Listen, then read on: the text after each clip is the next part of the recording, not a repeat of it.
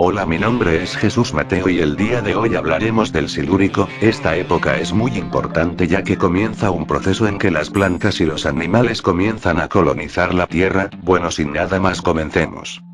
Silúrico.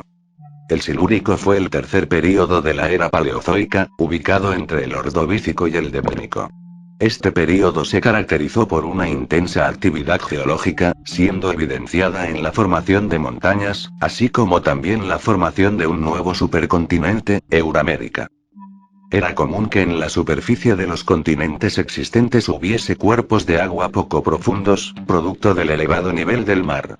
El Silúrico fue un período bastante interesante para los especialistas, ya que a nivel de biodiversidad hubo una gran cantidad de cambios. Características generales. Duración. El período silúrico tuvo una duración de 25 millones de años, extendiéndose desde hace unos 444 millones de años hasta hace unos 419 millones de años. Período de formación de montañas. Desde el punto de vista geológico, el período silúrico se caracterizó por la formación de sistemas montañosos ampliamente conocidos hoy en día, como por ejemplo las montañas Apalaches de Norteamérica. Diversificación de la vida. Durante este período el grupo de las plantas se diversificó ampliamente, llegando a aparecer las primeras plantas vasculares. Asimismo, los animales también experimentaron un desarrollo significativo, especialmente los corales y los artrópodos. Eventos de extinción. Durante el período silúrico ocurrieron un total de 3 eventos de extinción considerados de menor grado. Estos se conocieron como Evento Dedekind, Evento Mulde y Evento Lau. Estos eventos afectaron a especialmente los organismos de hábitats marinos.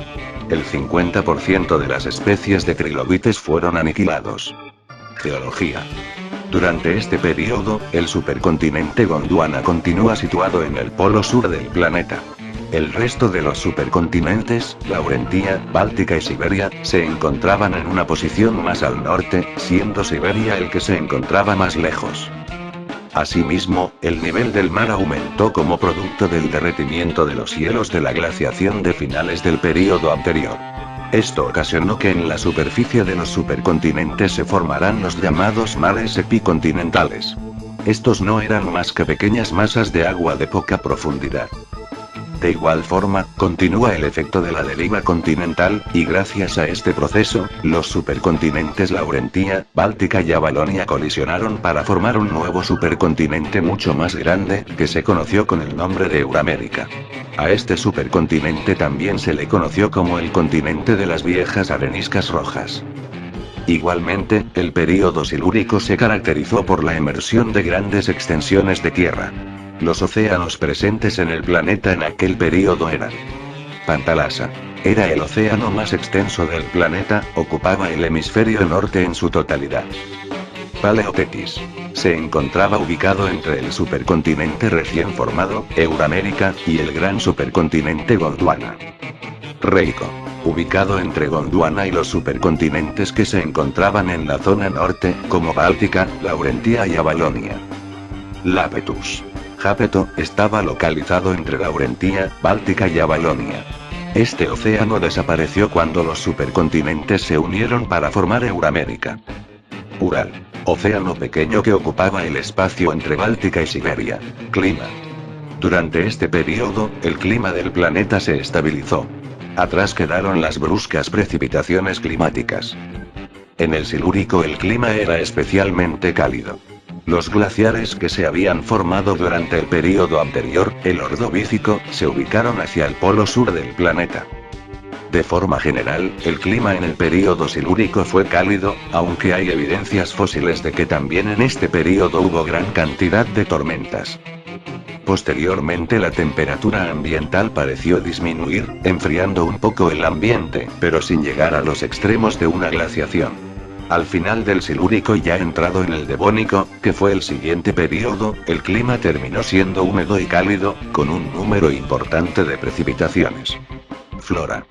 En los ecosistemas marinos había una gran cantidad de algas, especialmente algas verdes, las cuales contribuían al equilibrio del ambiente, ya que formaban parte de las cadenas tróficas que allí se desarrollaban. En este período ocurrió un hito dentro del desarrollo de las plantas. Comenzaron a aparecer plantas vasculares rudimentarias. Las plantas vasculares son aquellas que tienen vasos conductores.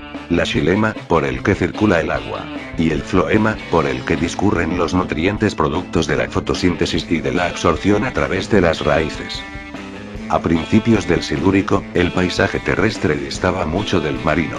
En el ámbito marino bullía la vida y cada vez se diversificaban más las formas de vida, plantas y animales. Por el contrario, en los hábitats terrestres, el aspecto era desolado y árido. Solo se veían largas extensiones de terreno rocoso y desértico, quizás con un poco de humus. Las primeras plantas que se desarrollaron en los hábitats terrestres obligatoriamente debían permanecer cerca de los cuerpos de agua, ya que así tenían disponibilidad de este elemento y de nutrientes.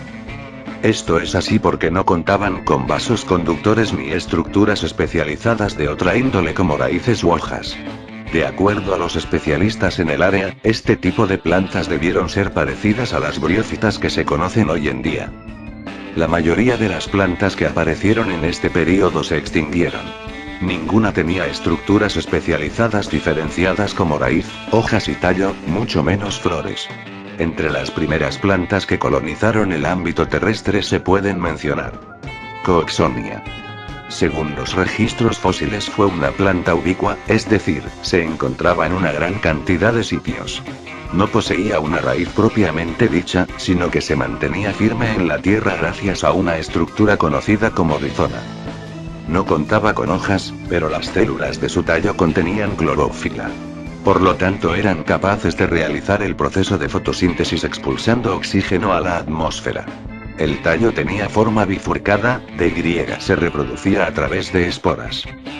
Silopicon. Estas plantas eran de tipo herbáceas, con tallos pequeños ramificados de forma dicotómica. Carecían de hojas y de raíz. Se anclaban al suelo por una especie de rizoma.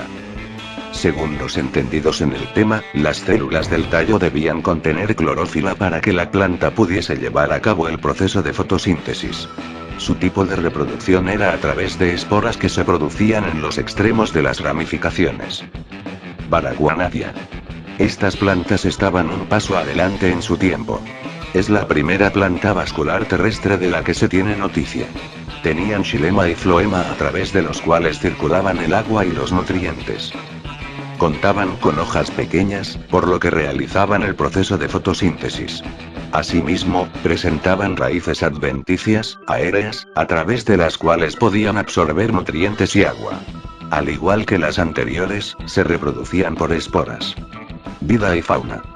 A pesar de que a finales del período anterior, Ordovícico, se produjo un evento masivo de extinción. Durante el Silúrico la vida se siguió desarrollando de manera exitosa en los ecosistemas marinos. Las especies que lograron sobrevivir al final del Ordovícico se diversificaron e incluso algunos géneros prosperaron. Se desarrollaron un mayor número de especies en comparación con el período Ordovícico. Al final del Ordovícico hubo un proceso de extinción masiva que afectó a un gran porcentaje de animales. A pesar de esto, algunas que lograron sobrevivir a este proceso lograron prosperar durante el Silúrico, apareciendo incluso nuevas especies. Artrópodos. Este fue un grupo que experimentó un desarrollo significativo en el período Silúrico. De este período se han logrado recuperar aproximadamente 425 fósiles que representan a individuos pertenecientes a este filo. Los trilobites, que disminuyeron en el período anterior, siguieron existiendo en los hábitats marinos, pero a la larga se extinguieron. Asimismo, en el período silúrico aparecieron por primera vez los miriápodos y los quelicerados, los cuales comenzaron a poblar los hábitats terrestres. Los miriápodos son animales cuyo cuerpo se encuentra dividido en tres partes: cabeza, tórax y abdomen. Además el cuerpo se encuentra segmentado en anillos, cada uno con uno o dos pares de patas. En su cabeza suelen tener antenas y un par de ojos. Entre los animales más característicos de este subfilo se pueden mencionar los ciempiés y milpiés. Por otra parte, los quelicerados son animales que tienen el cuerpo segmentado. Asimismo presentan dos regiones: cefalotórax y abdomen. Presentan 4 pares de patas. Deben su nombre a una estructura conocida como quelícero, un apéndice que se encuentra muy cerca de la boca. Este apéndice puede tener varias funciones: tomar la presa y alimentarse o inyectar veneno en sus víctimas. Dentro de este grupo fue particularmente significativo la existencia de los euriptéridos, conocidos como escorpiones marinos. Fueron potentes depredadores del hábitat marino. Moluscos. El grupo de los moluscos estuvo representado en este período por especies de bivalvos, gasterópodos. Estos habitaron especialmente en el fondo marino. Equinodermos. En este período existieron crinoideos, los cuales son reconocidos como los equinodermos más antiguos del planeta. Incluso aún hoy hay ejemplares en los mares. También hubo otro tipo de equinodermos abundantes durante este período, los eucrinoidea. Estos poseían un pedúnculo que los fijaba al sustrato. Se extinguieron hacia el final del período silúrico. Peces. Este fue un grupo que experimentó cierta diversificación. En el período anterior habían aparecido los ostracodermos, que eran peces sin mandíbulas, considerados los vertebrados más antiguos de los que se tienen registros fósiles.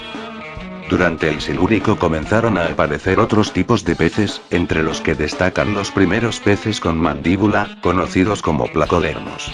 Una de sus características más distintivas es que presentaban una especie de coraza en la parte anterior del cuerpo. Asimismo, los acantobios también aparecieron en este periodo. Estos también son conocidos como tiburones espinosos, y se consideran organismos a medio camino entre los ostracodermos y los peces cartilaginosos. Esto es así porque presentaban características de ambos grupos. Por ejemplo, presentaban a nivel de la cabeza placas óseas similares a las de los ostracodermos y además tenían un esqueleto cartilaginoso. Algunos especialistas plantean que a finales de este período hicieron su aparición los peces cartilaginosos. Sin embargo, otros lo refutan, manifestando que aparecieron en el período posterior, el Devónico. De ser cierto que aparecieron en el Silúrico, lo hicieron cuando ya el período estaba por terminar y no eran tan grandes como los que se conocen hoy en día, tiburones y rayas. Arrecifes de coral. Se sabe que en el período anterior, el Ordovícico, aparecieron los primeros arrecifes de coral. Sin embargo, fue en el Silúrico donde se formaron arrecifes de coral verdaderamente grandes. Esto se debió a que las especies de corales existentes se diversificaron y experimentaron una radiación adaptativa. Los arrecifes estaban formados por muy variados corales, los había de las más diversas y moldeables.